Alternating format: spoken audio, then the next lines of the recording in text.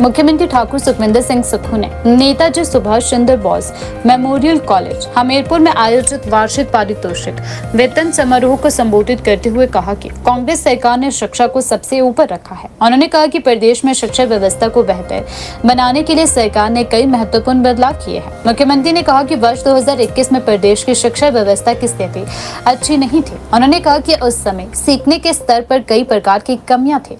स्थिति का उदाहरण देते हुए उन्होंने कहा कि पहले कक्षा 5 का बच्चा भी कक्षा दूसरी की किताब पढ़ने में सक्षम नहीं था। उन्होंने कहा कि कांग्रेस सरकार ने सत्ता में आने के बाद शिक्षा व्यवस्था में सुधार को प्राथमिकता दी और आवश्यक बदलाव किए। सरकार का उद्देश्य प्रदेश के बच्चों को गुणवत्तापूर्ण शिक्षा उपलब्ध कराने के साथ साथ उनके सीखने के स्तर में सुधार करना भी है। मुख्यमंत्री ने कहा कि शिक्षा किसी भी प्रदेश के विकास की बुनियाद है। सरकार बच्चों को बेहतर शैक्षणिक वातावरण देने और भविष्य की चुनौतियों के लिए तैयार करने की दिशा में लगातार कार्य कर रही है। उन्होंने विद्यार्थियों से मेहनत और लगन के साथ आगे बढ़ने का आह्वान करते हुए कहा कि प्रदेश के युवाओं की प्रतिभा को सही अवसर और बेहतर शिक्षा उपलब्ध करवाना सरकार की प्राथमिकता है। चाहे एबीवीपी के लोग मिले, चाहे कोई और छात्र मिले, क्योंकि मेरा राजनीतिक जीवन भी एनएसयूआई से शुरू हुआ था। एनएसयूआई के प्रदेश अध्यक्ष के बाद युवा कांग्रेस से शुरू हुआ, फिर प्रदेश कांग्रेस कमेटी से शुरू हुआ और 20 साल में एमएलए बनने के बाद मुख्यमंत्री बनकर आज आपके बीच में आया हूं।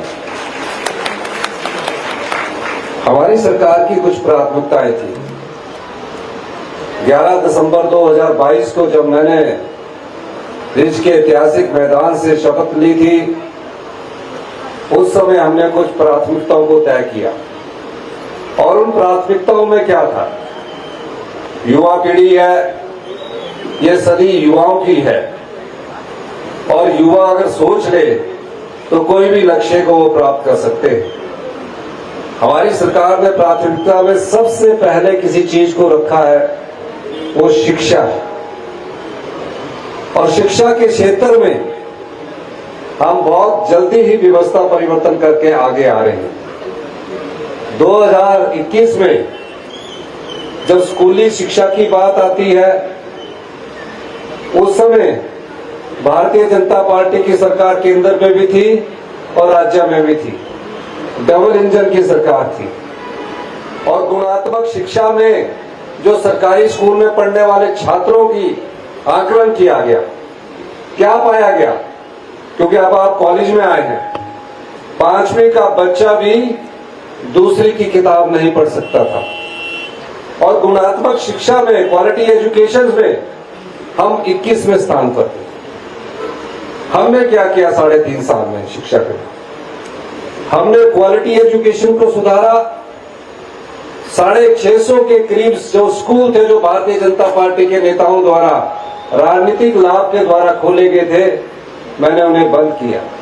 कहा सरकारी स्कूल में पढ़ने वाला बच्चा जो होता है, आम परिवार से आता है, गांव से आता है, वो महज स्कूल में एडमिशन ले, ये तात्पर्य नहीं होना चाहिए। स्कूल में आकर अगर हम उसको गुणात्मक शिक्षा न दे तो ये सबसे बड़ा धोखा उन परिवारों के साथ है जो सरकारी स्कूल में पढ़ने वाले बच्चे हैं। और हमने उसमें सुधार किया। सुधार ऐसा किया कि हमने उसमें फर्स्ट कक्षा से इंग्लिश मीडियम स्टार्ट किया।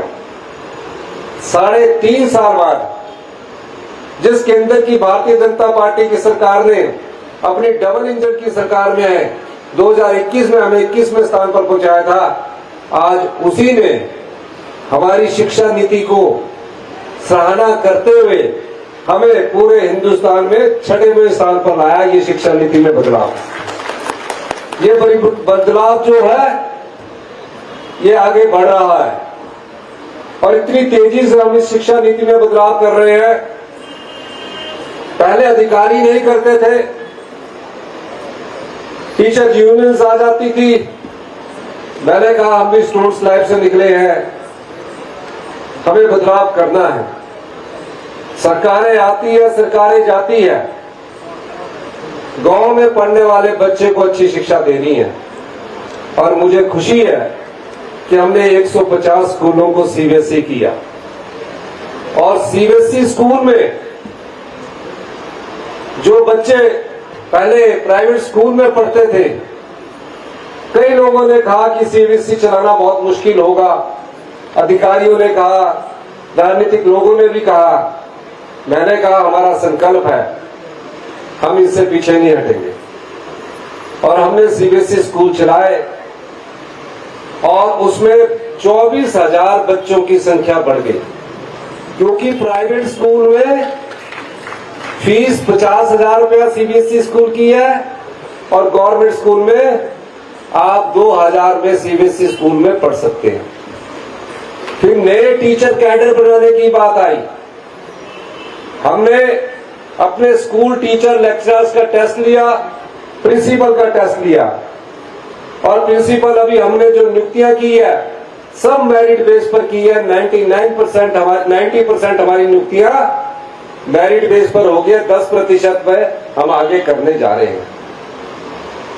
और हमने उसके बाद क्वालिटी इंप्रूव करने के लिए, मैं इसलिए आपको बताना चाहता हूं, क्वालिटी इंप्रूव करने के लिए हमने कहा कि टीचर्स जो होंगे, टीचर फिजिक्स भरा जाएगा, टीचर म्यूजिक भरा जाएगा, टीचर कॉमर्स भरा जाएगा, टीचर इंग्लिश, टीचर मैथ भरा जाएगा। उसकी एलिजिबिलिटी क्राइटेरिया क्या रखा? उसका एलिजिबिलिटी क्राइटेरिया रखा कि जिसने इंग्लिश में एमए में 55% लिए हो, ग्रेजुएशन में 50% लिए हो, सब्जेक्ट में भी 50% लिए हो, बीएड में 50% लिए हो। मुझे खुशी है कि जहां शिक्षा के स्तर में हमारे बच्चों ने अच्छा योगदान दिया, वहां जब टीचर का, इंग्लिश का, मैथ का, फिजिक्स का, केमिस्ट्री का रिजल्ट निकला, तो जो अभी 2 स्ट्रीम के बच्चों ने ज्वाइन किया है, इंग्लिश और मैथ के, 80% लास्ट मेरिट गई है, जिससे वहां क्वालिटी इंप्रूव होगी सीबीएसई में।